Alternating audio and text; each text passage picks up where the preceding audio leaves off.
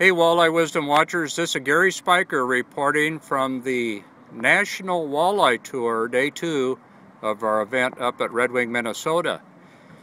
And I was a lucky guy today. I drew Laura Bruegger, originally from Wabasha. Is that right, Laura? Yes, that is correct. Wabasha, Minnesota. But you don't talk like somebody from Wabasha anymore. What happened? I relocated. I live currently. I've lived the last 20 years in Asheville, North Carolina. So I get the southern drawl in there a little bit now. Yes, you do. When we talked last night to talk about getting together today, I knew it was not a southern Minnesota dialect. As they say in North Carolina, you thought, you're not from around here, are you?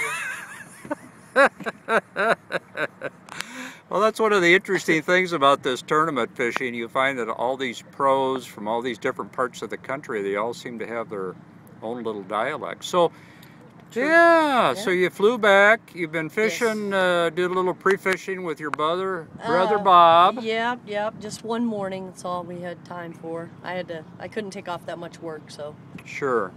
And tell us the type of work that you do back home. And I'm a teacher, high school teacher. Very good, very good. And you grew up down here on the river. I did. Grew up, born and raised in Wabasha, lived there till I left for college. Yeah. So. Well, you know, we worked really hard today. We caught a fish, but it wasn't quite big enough. And we're sitting out here in the marina, just kind of with the weigh-in going on in the background. So we'll have all the results a little later and know who won it and who got the checks. But you know, this river fishing can either be really good, or for me, the last 2 days, it was not so good. What's going on, do you think?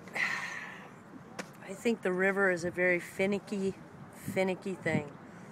And anybody who's ever fished it at any point in their life knows that there's fish there one day, and the next day, poof, they're gone. They're gone.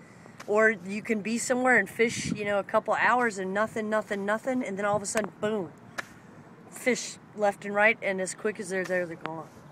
You know, one of the good things about being out on the boat with you today is even though we weren't catching any, we reminisced about some that we've caught in the past. We did, yeah. Yes.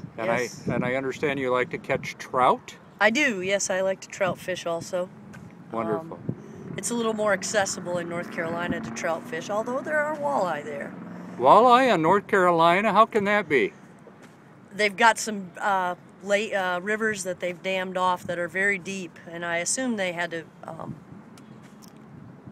bring them in, you know, stock it. There you go. That's the word I want. There you go. But they're there, and those lakes are really deep and really cold.